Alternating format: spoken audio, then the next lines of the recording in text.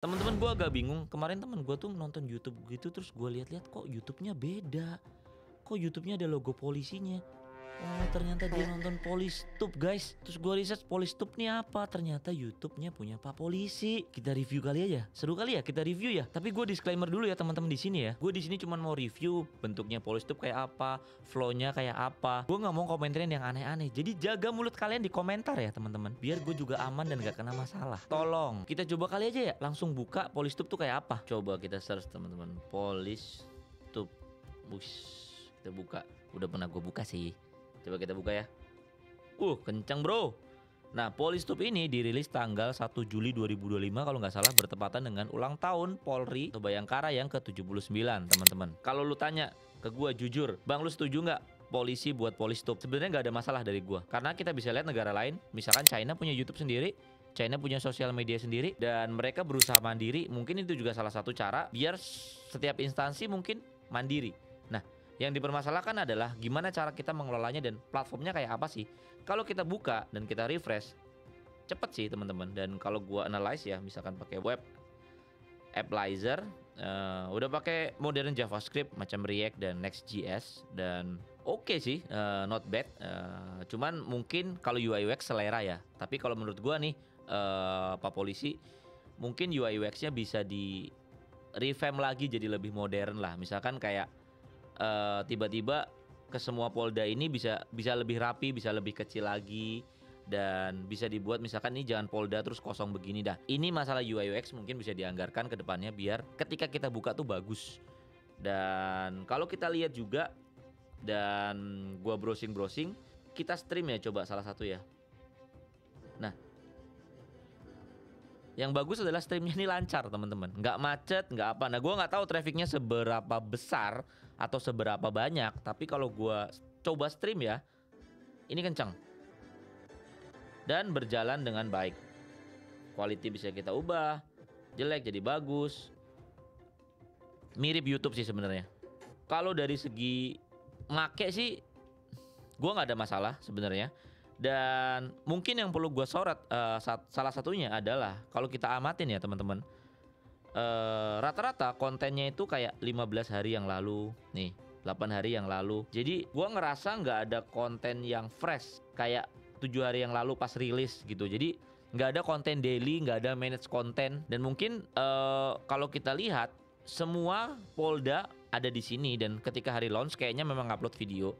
Tapi kan intinya YouTube itu kan bukan itu, bapak-bapak ibu-ibu. Intinya YouTube kan ada konten setiap hari, dan konten itu bisa menarik dan engaging. Sehingga orang kalau cari info kepolisian misalkan ya, cari aja di Polistube. Misalkan ada kasus besar atau apa, kita bisa lihat langsung di Polistube. Nah, gua nggak melihat ada update konten yang segimana update di platform ini. Nah, sekarang gue juga mau coba register. Apakah gue bisa coba register dan buat account di sini, atau bahkan gue bisa punya channel YouTube di Polistube dan kalian subscribe gue? Kayaknya menarik ya. Gue pindah aja jadi YouTube. Coba gue register teman-teman. Coba kita pakai username David Alfa Sunarna. Ini kecil banget ya tempat registernya ya. Kalau di HP ya. Kalau gue kasih data gue, berarti data gue dari Pak Polisi dong. Ya udahlah, nggak apa-apa, orang mereka juga udah tahu ya, Pak ya. Bisa sih. Ketik manual aja. Create account. Password gue kebanyakan. Udah kok passwordnya 8 karakter, long, contain at least one uppercase letter, one number and one special. Udah kok, nggak bisa guys, error. Password gue perasaan udah kok, contain at least one uppercase letter, one number and one special character. Perasaan udah kok. Username or email contain prohibited words. Hah? Username or email content prohibited words, padahal username-nya David Alfa Sunarna. Jangan-jangan nama gue dilarang. Waduh. Mau ada apa pak? Username saya pak, apa sih? David orang baik username-nya. Lah bisa.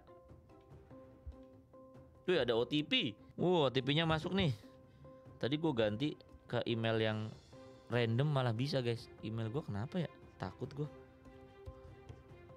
Lanjutkan. Wih. Coba David orang baik. Tadi apa passwordnya gue sampai lupa.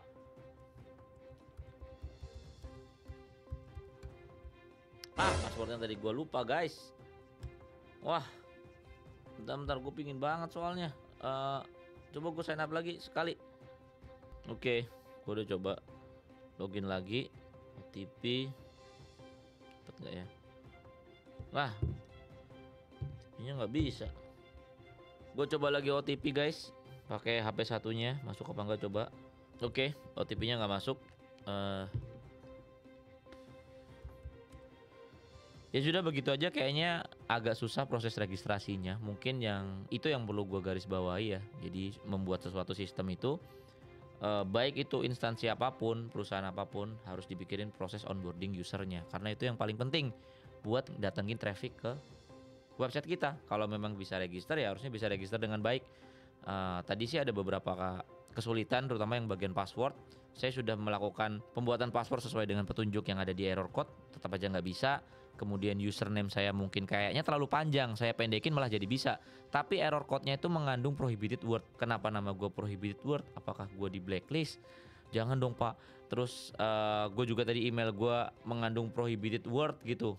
Mungkin terus email gue pendekin baru bisa gitu. Jadi mungkin proses onboardingnya ini bisa di review lagi sehingga makin banyak orang yang bisa register ke Polistub. Dan kalau kita lihat ya teman-teman ya, kita ini bisa nge-copy link dan nge-share ke orang-orang. Nah, kayak polistub.com watch.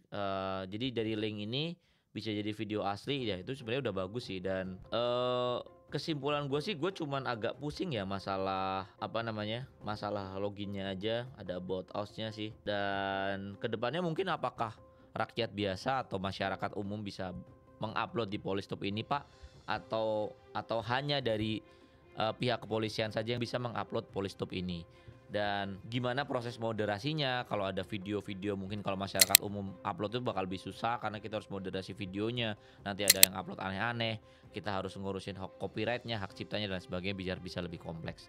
Nah mungkin karena gue nggak bisa login, kayaknya loginnya ini hanya sebagai user untuk melihat saja kayaknya gue masih belum bisa buat channel di sini. Dan teman-teman, gue review ini kita tidak saling menjatuhkan di sini. Gue cuma mau mereview apa yang sudah dibuat dan apa kekurangannya, apa kelebihannya, dan teknologi di baliknya itu kayak apa. Bukan berarti gue nggak pernah kerja ya sama teman-teman dari kepolisian. Gue pernah kerja sama salah satu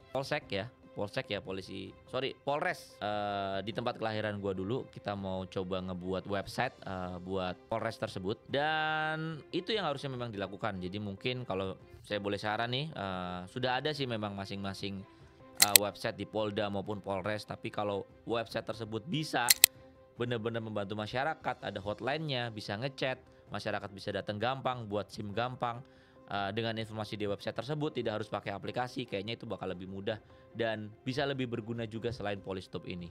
Dan itu aja teman-teman. Pasti kalian ngomong, ya reviewnya Bang David cari aman. Iya, cari aman. Mau gimana? Nggak terima kalian. Saya tidak mau kena masalah di sini dan saya berusaha mereview Polistub dengan ramah. Jadi tolong juga jaga komentar dan mulut kalian di komentar ya teman-teman. Sekian aja review dari gua. Dan masalahnya bukan membuat aplikasinya. Aplikasi semuanya bisa dibuat. Tapi masalahnya gimana cara kita mengutilisasi benar-benar aplikasi ini sehingga anggarannya itu tidak terbuang sia-sia. Dan gimana cara kita maintain aplikasi ini biar berjalan terus dan berguna baik bagi masyarakat. Nah itu masalahnya di situ. Kita bisa ambil contoh di negara lain, misalkan Cina, tidak boleh ada Google, tidak boleh ada Google Maps pada awalnya ya. Sekarang juga bisa. Bahkan ada acara Google di Shanghai sekarang. Tapi mereka apa? Tapi mereka membuat Maps sendiri. Dan Maps itu jalan dan sebagus juga Google Maps. Jadi tidak hanya sekedar ngebuat aja kemudian ditinggalkan, tapi bisa ngebuat dan memang dipakai sama masyarakatnya. Bahkan sekarang Baidu di China teman-teman bisa integrate ke DeepSeek langsung. Kita bisa lihat real 3D, mana restoran-restorannya, mana yang bagus, bisa tanya langsung, integrate. Nah itu yang diperlukan negara ini di proses digitalisasi teman-teman. Sekian aja review dari gua. Thank you udah nonton channel gua, dan jangan lupa subscribe dan aktifin lonceng biar channel gua maju terus. Thank you.